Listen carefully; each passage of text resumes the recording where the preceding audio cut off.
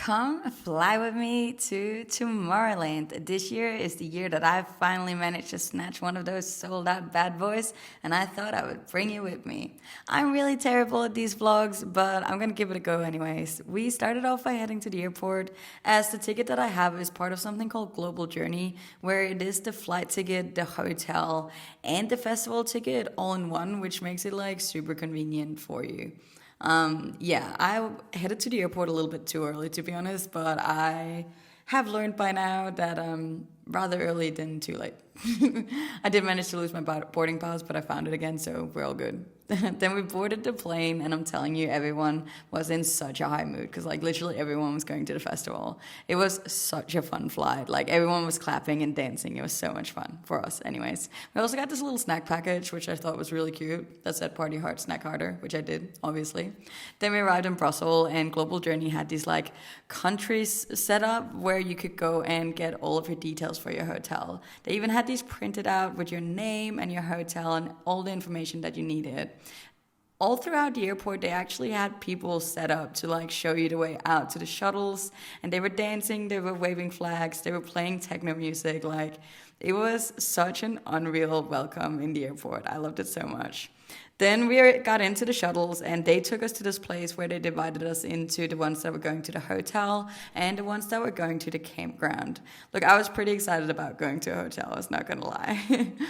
They checked us into Holiday Inn, which was just such a fun hotel. Like, it was just a little bed, some chairs, and that was pretty much it. But it was more than enough. Here's me with my pineapple on pizza shirt. I love it.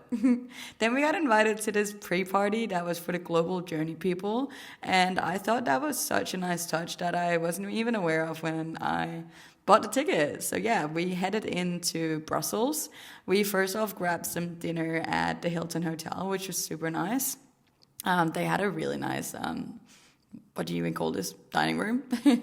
But yeah, it was super cool. And we headed in towards the pre-party. We weren't going to do anything big because we had the festival the next day, but we thought we would check it out. I was under the assumption that it was like a tiny pre-party. When I arrived, I realized that this was not a tiny pre-party. We clearly were not the only people. There were packed in here, like literally so many people. They had a full stage.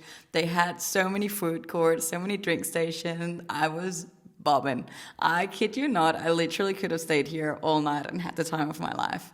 But like, the festival that was the next day, and I wasn't gonna overdo anything. Like, it would have been so shitty to have such a hangover the next day. But I'm telling you, they had all the entertainment there. Like, look at these guys. They were such a vibe. They had confetti, people were dancing. It was an absolute tune as well. Like, I honestly had way more fun than I thought I was. So I did have one drink.